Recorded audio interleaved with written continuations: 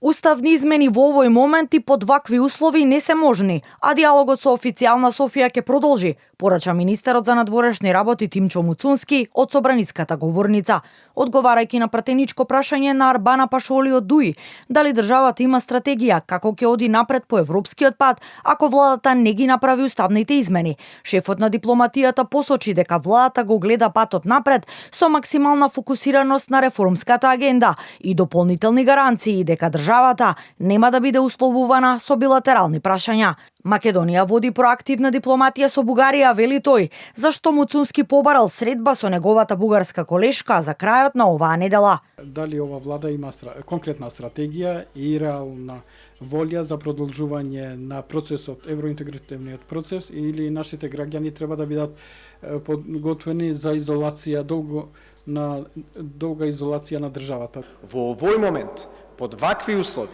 нема услови за уставни измени.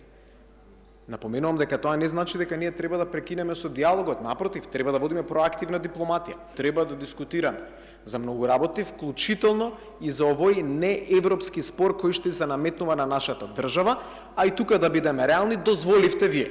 Пред почетокот на седницата, пратениците од СДСМ предложија измени на законот за влада по скратена постапка, со кои се предвидува министрите да имаат исклучиво македонско државјанство, како што власта предлага за пратениците, но владеачкото мнозинство не ја поддржа потребата од нивно носење.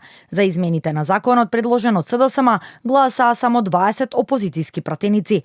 Координаторот на пратеничката група Оливер Спасовски ги повика ВМРО ДПМН да не бегаат од законот што самите го најавувале, чија цел е да се воспостават еднакви критериуми за сите избрани и именувани функционери.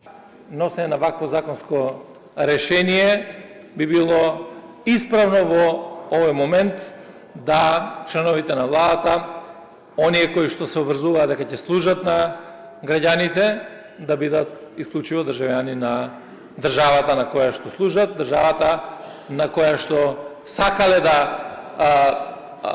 помогнат, државата која што ги финансира и така натаму. Во фокусот на опозицијските прашања до власта беше и отсуството на вице-премиерот за добро владење Арбен Фетаи и неговото избегнување на работните обврски во владата. Од СДСМ побараа тој да одговори колку денови бил присутен на работното место, кој му ги покрива трошоците за патувања и како е дозволиво заменик премиер да зема плата од граѓаните, а да не оди на работа. Фетаи не беше присутен на денешната седница и тој воопшто не го известил собранието дали ќе се појави или не, информираше собранискиот потпредседател Антонио Милошовски.